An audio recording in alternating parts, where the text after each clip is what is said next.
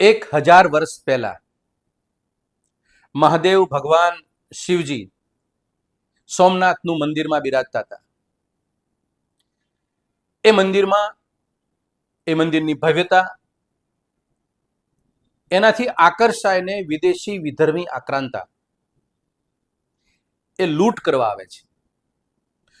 અનેકની હત્યા થઈ, અઢળક સંપત્તિ લૂંટીને જતો રહ્યો. 1000 વર્ષ પછી આ દેશની ભાજપાની સંઘ જનસંઘની વિચારધારાવાળી પાર્ટી એના પ્રધાનમંત્રી આ દેશમાં પ્રધાનમંત્રી છે. હિન્દુના ઠેકેદારો છે એવું પોતે ઠેસી મારીને કહે છે.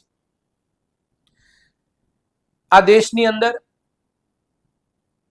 રાજનીતિમાં જો ધર્મનો કોઈ પ્રવેશ આપ્યો હોય અને રાજ સત્તા મેળવી હોય તો વિશ્વમાં કોઈ એવો દેશ હોય તો એ ભાજપ છે અને ભારત છે. શિવજીનું મંદિર લૂંટાણું એના 1000 વર્ષ પછી આ ભાજપાની સરકાર એ ઘટનાને ઉત્સવની રીતે સોમનાથ સ્વાભિમાન શબ્દ આપી અને મોટો તાયફો કર્યો કે જાણે વિષ્ણુનો 11મો અવતાર આ પૃથ્વી ઉપર અવતરણ થયું છે એવા માહોલ વચ્ચે દુનિયાએ જોયું, અમે પણ જોયું. તો આ ઉત્સવ ઉજવવાનો કિસ્સો નહોતો. કોઈ દેશનો એવો નાગરિક નથી કે કોઈ સોમનાથનું મંદિર 1000 વર્ષ પહેલા લૂંટ્યું હોય ને આજે એનો દિવસ યાદ આવતી હોય ને તિથિ યાદ આવતી હોય તો દુઃખ થવા જેવી વસ્તુ હતી, નિંદા કરવા જેવી બાબત હતી. એ ઉત્સવ ઉજવવા લાયક નહોતી. છતાંય આ ભાજપાના લોકોએ રાજનીતિનો ધર્મ પકડ્યો અને ઉત્સવ ઉજવ્યો. હવે ઘટના આજે એ બની 2 દિવસ પહેલા રામ લલા આएंगे મંદિર વહીં બનાएंगे આ નારો 30 વર્ષ સુધી ચાલ્યો. અયોધ્યામાં ભગવાન રામની પ્રાણ પ્રતિષ્ઠા થાય છે, મંદિર બને છે ભારત સરકારના સુપ્રીમ કોર્ટના આદેશને લઈ. ભવ્યાતિ ભવ્ય ભારતીય જનતા પાર્ટીના પ્રમુખ નેતાઓ, સંઘના નેતાઓ ગર્ભગૃહની અંદર જાય છે અને પ્રાણ પ્રતિષ્ઠા ભગવાન રામ લલ્લાની થાય છે. હજી વર્ષો નથી વીત્યા. એ દરમિયાન એ મંદિરમાં પણ લૂંટ થઈ, ચોરી થઈ.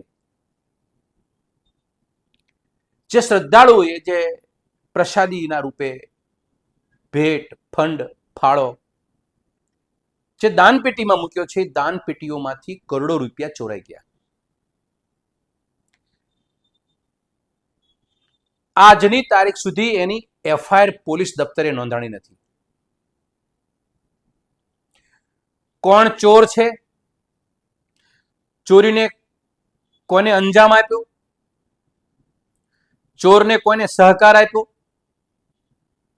ચોરી પાછળ કોણ લોકો છે, એવી એક પણ બાબત ટ્રસ્ટી મંડળના કોઈ પણ વ્યક્તિએ બહાર આપી નથી.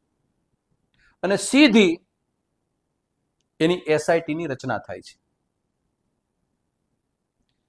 અહીંયા મહત્વની બાબત એ છે, શિવજીનું મંદિર લૂંટાણું 1000 વર્ષ પછી સોમનાથ સ્વાભિમાનનો ઉત્સવ ઉજવાય, ભગવાન રામની આ મંદિરની અંદર ચોરી થઈ, મંદિર લૂંટાણું. એ દિવસે વિદેશી અને વિધર્મી આક્રાંતાઓ હતા અને આ ભગવાન શ્રી રામ પ્રભુ રામનું મંદિર અયોધ્યામાં લૂંટાણું, એમાં તો દેશી અને એ પણ હિન્દુ આક્રાંતાઓ. ભારતીય જનતા પાર્ટીના તમામ આગેવાનો શુદ્ધ બુદ્ધિમાં જાણે છે, પણ સત્તા ભૂખ્યા લોકો છે એ સત્યનો અવાજ એના હૃદયમાંથી નીકળતો નથી. આ દેશની એક એક જનની અંદર હૃદયમાં રામ છે. દરેક લોકો પોતાનો અવાજ એક નીકળે છે કે ભગવાન રામના મંદિરમાં ચોરી થઈ અને એ પણ હિન્દુના ઠેકેદારો નહીં, હિન્દુ ચોકીદારો નહીં, સરકારમાં ચોરી થઈ ભગવાન રામની. આટલી હિંમત કરનાર કોણ છે? કઈ ગજની તો નથી બનીને રૂપમાં આવ્યા ના હિન્દુઓના. અનેક સવાલો ઉભા થયા છે. ત્યારે અમારી તો એમને ભારતીય જનતા પાર્ટીની સરકારને એક નાની એવી અપીલ છે, વિનંતી છે કે તમારી સરકાર જે રીતે વિદેશી આક્રાંતાના 1000 વર્ષને સોમનાથ સ્વાભિમાન તરીકે ઉજવી રહી છે, તમે પણ ટૂંક સમયમાં ઉજવો ભગવાન રામલલ્લા ના સ્વાભિમાન ઉત્સવ, જેથી કરીને આ ચોર લોકોની તમારી જનરેશન આ મંદિરને સ્વાભિમાન રીતે ઉજવી નાખશે. એક નાગરિક, હિન્દુ હોય યા કોઈ પણ,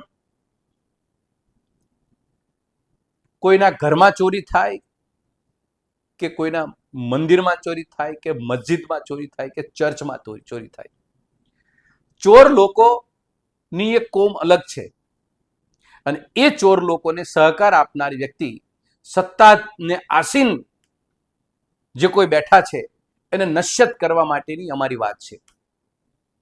ધર્મના ઓઠા નીચે સત્તામાં બેસી રહેવું, સત્તા ઉપર સત્તા મેળવવી, અને એ જે ધર્મમાંથી આવે છે એ ધર્મના મંદિરોની પરિસ્થિતિ શું છે એ આજે આ દેશ સારી રીતે જાણવા લાગ્યો છે.